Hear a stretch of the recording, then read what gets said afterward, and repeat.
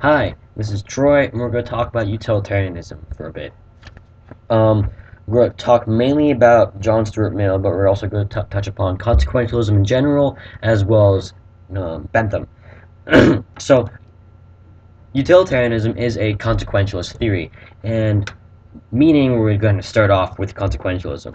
Consequentialism is a goodness-based theory. So it starts off with intrinsic goods, like what is intrinsically good, pleasure, happiness, all that good stuff. Um, so you need to work for those things. You develop a theory around the intrinsically goods. And it says the rightness of actions are entirely determined by the goodness or badness of their consequences. Um, it says it requires an account of the goodness and badness of consequences. So we need to focus on the goodness and badness of our consequences. Well, it's like there's this idea of like that goes into this called hedonism, that we focus on only the good, well, the intrinsically good. That means we just have sex, drugs, and rock and roll all day. Um, Hedonism is like the pleasure seeker. That pleasure is the only good, and pain is the only bad.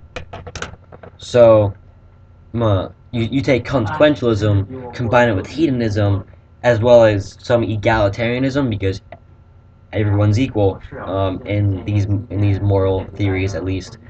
So we say the rightness of actions are entirely determined by the goodness and badnesses of the consequences, and then we also say that the only good is pleasure and the only bad is pain. Combine all that, and we get utilitarianism. The main, well, the main advocate of this, everyone starts off with Jeremy Bentham. He says pleasures differ from each other primarily in intensity and duration. We also need to look at the long-term effects, not only short-term effects of these consequences.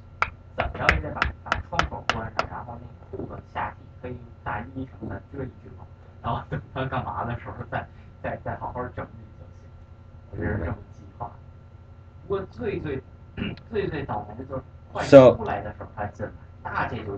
immediately we run into some problems, and these problems are basically it's impossible to measure the happiness of everyone, and that the short-term info is hard. It really is. Also, the long-term info is harder. It's basically just like this idea that how can you tell when I'm really happy? How do you know when I'm really, really happy? As well as how far can you see into the future? Like, when do we cut off the consequences and say, this is what I'm going to analyze? Because you could say, oh, well, I'm driving down a street and I hit an old lady. You cut off the consequences right there, and you're like, well, you're bad because you killed an old lady. But if you say if you go further in time and say, I hit an old lady, but I kept going in order to get this nuclear bomb away from Gotham City. Like say in Dark Knight Rises at the very end, say there's an old lady on the top of the like Batman's little like jet thing. She's standing on top of it and she will not move. So you're like, oh well, I kind of have to get this bomb away from the city. So I fly off. She actually like falls off and she dies. You cut her off right there. You look at a terrible person. You just killed somebody. But if you go further, it was necessary because you just saved the entirety of Gotham City and Batman from a nuclear bomb. I think you're pretty good. Plus you're Batman, so you're awesome. Um, some more problems is that in the consequences, all pleasures are relevant. Not just mine, not just yours, everybody's. So, the pleasures aren't the same for everybody. So maybe the number of pleasures can outweigh the pains in disturbing cases. Um, as well as we say, oh well, not all pleasures are equal. Like sex versus truth. Like, which pleasure do you feel is better, sex or truth? Truth. So these are several concerns we're going to address as well as more later. But just think about these while I go through the rest of the theory. Because now we're done with Bentham, we're going to John Stuart Mill. John Stuart Mill is a utilitarian, and he disagrees with Bentham on the nature of pleasure. He says not all pleasures are equal. In fact, he says there are lower and higher pleasures. The lower pleasures are basic bodily pleasures, like he says pig pleasures, like sex, drugs, rock and roll. These tend to be easier and short term. They think that just go to any strip club. Short term, easy, great. Higher pleasures, they're more intellectual, meaningful, rational, and mental pleasures. They're unique to humans, he says, and they tend to be long term, and they're harder to achieve, and they require a bit of investment. So, for example, um, a lot of us, a lot of like monks meditate on like the concept of truth, or like the concept of Brahman, which says that the entire universe is one. And once you establish this feeling of oneness with the world, and then you just feel great. You feel like a superhero, and this lasts for a really long time. So like I've done this. I still feel like a superhero. Um, so that is the higher pleasures. Um, the higher pleasures are better than the lower ones, and they count more when determining the goodness and badness of consequences. So basically, it's just like I can't really think of an example right now, but they count more. Trust Mill. So then, okay, so we have an initial problem right here, on top of the other ones. He says, who gets to say which pleasures are better than others? Like, you should always say this with, like, good moral theories, is that when they make a claim that seems pretty ludicrous or that has, like, a certain hierarchy, well, you need to ask, like, who makes the hierarchy? You do? Well, then you're appealing to your own authority. You're saying, oh, well, just because I'm kind of a big deal, I get to say what's better than what everything else. Like, why can't I make the hierarchy? Why can't I say that sex is better than truth? You could say that if you want to. But then, still, Mill responds by saying there is a competent judge's test. And he says someone who has experienced both lower pleasures and higher pleasures, they will tend to believe the higher pleasures are the better ones. And if they pursue the lower pleasures, that will be because they are easier and more immediate. He has this big quote saying, "It is better to be Socrates unsatisfied than a pig satisfied." Competent judge's test. Okay, so there's a big concern here, and we brought it up earlier, that basically it is impossible to measure the happiness of everyone. Well, Mill responds again by saying the nautical almanac analogy. A nautical almanac was basically a little book people had, where it's like you point out a certain star on night sky while sailing, and you say, that star, that star, that star, go that way. So it was shortcuts. And he says, okay, so it was a shortcut from math that was required to navigate. Just like that nautical almanac, we use utilitarianism and moral rules as shortcuts and useful approximations of the right answer. It's basically saying that we don't need to have the exact right answer, but moral rules allow us to come pretty close. Right here, since he mentioned rules, in ethics class, we went into a bit of a segue into rule utilitarianism. I brought it up, so listen up. Rule utilitarianism starts off right here, and it says, an act is right if and only if it is consistent with the rules that, if followed, would bring about the greatest good for the greatest number. So, you pick rules based on consequences and follow the rules. For instance, I found through induction that throwing water balls at people make them pretty unhappy, and thus I will have a rule to not throw water bottles at people. Pretty simple, right? That's as opposed to act utilitarianism, which says an act is right if and only if it brings about the greatest good for the greatest number. So just pick actions based on consequences. As far as we know, John Stuart Mill tends to be an act utilitarian, but objections to utilitarianism in general, since we have defined these two different branches of it, and we have the entire act versus rule utilitarianism. Like which one should we choose? We have tons of these choices every day. Like we need to choose act or rule utilitarianism. Remember, act utilitarianism, we consider the direct consequences of the action. Rule utilitarianism says we consider the indirect consequences of an action by appealing to the rule. So why should we pick rule utilitarianism? Because it's more consistent with our moral common sense. There's a problem case for act utilitarianism, like involuntary organ harvesting case, and like slavery. And act utilitarianism was used by Hitler to justify the Holocaust, saying, "I'm working in the greater good." Um, Sometimes it looks like doing horrific things will have good consequences. So act utilitarianism looks pretty bad, at least for now.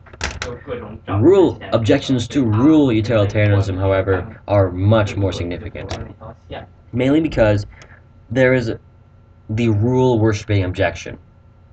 That it says sometimes utilitarianism in general will tell us to follow the rules even if we know for certain that breaking the rules will have better consequences. The whole throwing water bottles thing, I told myself I wouldn't do it. But if there was a burglar who's allergic to water bottles and I throw this at him and he's trying to rob me right now and I throw this at him to stop him, well, I should probably do that to stop him robbing me. Because it's focusing on consequences, remember. So the problem becomes that we start valuing hypothetical consequences over actual ones. So another example is the madman who's killing lots of people, who's threatening to kill a lot of people with a bomb, but he values his daughter. So if we torture her on television, he won't nuke an entire city. Great. But we have a rule not to torture. So we can't. We can't save the city. But we saved the girl. So rule utilitarianism is pretty much bad because as far as I don't know, there is no objection. No, there is no response to the rule worshipping objection. So if you come up with people with rule utilitarianism, just bring up, well, you're gonna be rule worshipping. You'll be working with hypothetical consequences rather than actual ones. So we need to focus on act utilitarianism. So what does act utilitarianism say about the hard cases? Say organ harvesting. There's this guy who has all the right organs, and there's 6 people who need organs right now. So you're just hey, I'm gonna take this guy, snatch him, and then kill him, take his organs, and give them to these 6 people. People say it's bad. Utilitarianism says you just saved 6 people's lives according to, opposed to 1. So this looks better, at least in a consequentialist view. But then the utilitarian just says, oh well, it affects the people actually doing the killing. It affects the actor. Like me, if I were to kill that person, it makes me a deceptive person and it advertises deceptive people, and it advertises an insensitivity to justice. So it's like when people hear that I do that, they're gonna be like, "Oh, well, it's okay to do that now." So the consequences are that I'm creating immoral people by trying to be moral. So I remember you need to consider all the consequences, all of them. Um, there's another case. Well, it's like there won't be many cases like this, but when there are real cases, then justice can be set aside, such as torturing madman's daughter. So that's another response that utilitarians have. So this is an interesting problem case right now. There is a truck driver sees the baby in the road. So you are the truck driver, and you are driving along in your little truck, and you see a baby in the middle of the road, and you have two options. You can floor it and smash the baby into like little tiny pieces, or you can hit. I guess you could hit the brakes. Who does that? Um. So if you hit the brakes, it does less harm, right? Because now you have an innocent baby that that you haven't killed. Everyone's okay. So act utilitarianism says it depends on the actual consequences. Like you need to consider all of them for everybody. So it's like the consequences in that specific case said it'd be better to not kill the baby. So great. Let's not kill the baby. But let's make it harder. We like doing this in philosophy. Let's say the baby is Hitler. Like baby Hitler. So, if we hit the brakes, then everyone's happy for like 30 years, and then genocide happens, and everyone's unhappy. Like, you kill a lot of people. So, ordinarily, you don't kill the baby. But, if you know for sure, like you have this revelation, that that baby is going to kill 13 million people, you're like, oh, it's different now. The circumstances have changed, and thus your decision may change. Your decision may be, oh, hit the gas. Kill baby Hitler. So, right here, having my notes. Moral of story: if see baby on the road, hit the gas, because it could be a serial killer.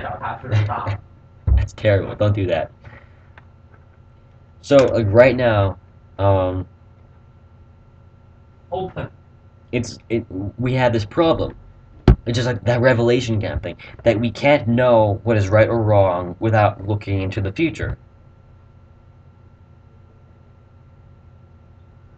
Yeah, can't really. So the response to this is the act utilitarian response, obviously.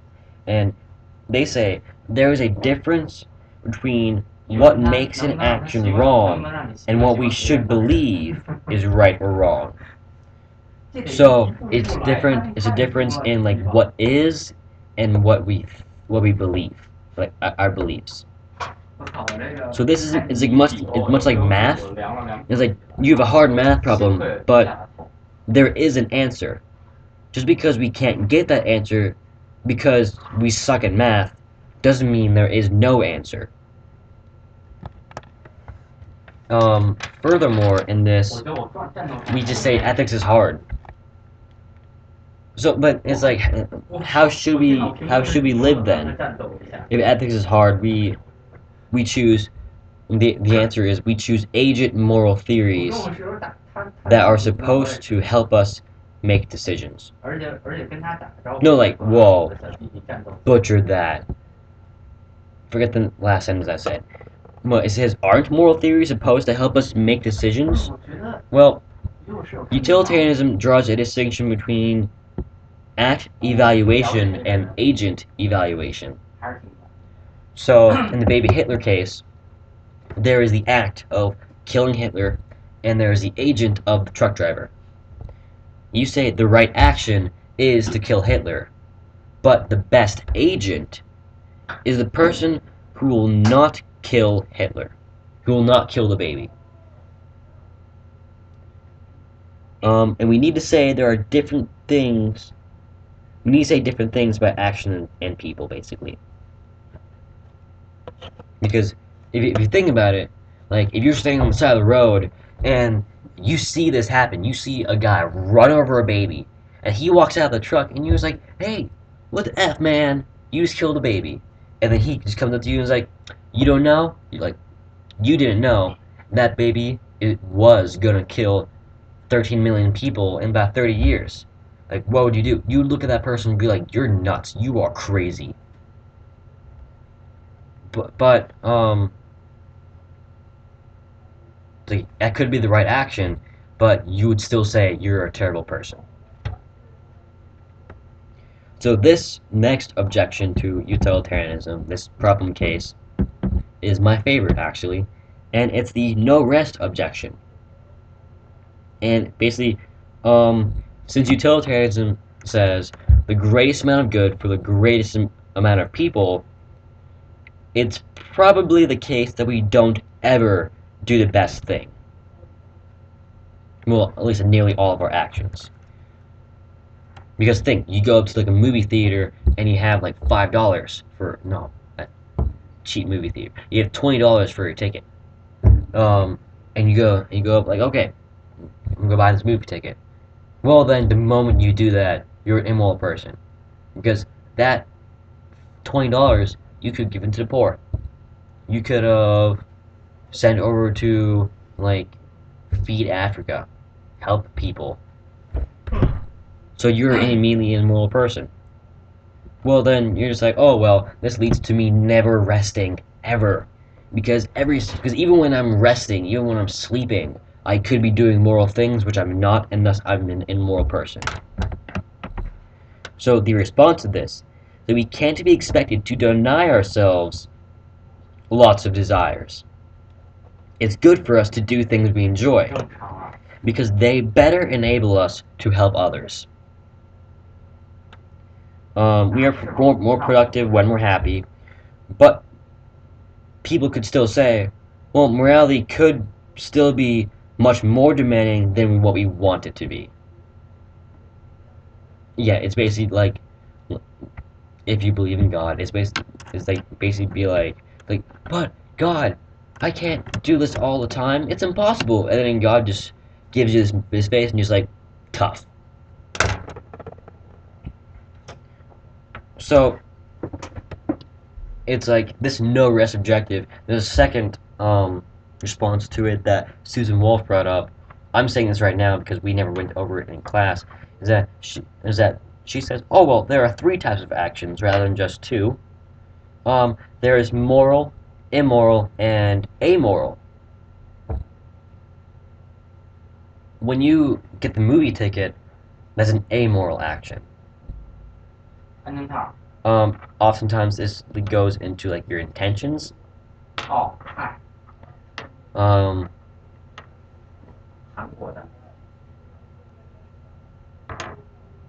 because like you could say the consequences of not accepting amoral actions leads to like this no rest objection where people become like ascetics, people become just terrible, like just, like wrathful people, and then that goes back to this whole thing I just said that we work better when we're happier, when we've had pleasures and such.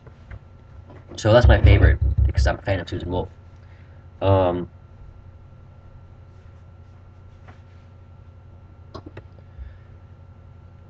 there's a last objection to utilitarianism. Yeah, a last objection to utilitarianism that says, how do we judge the greatest happiness? And it's like, is it the sum or average? Like, how are the goods distributed?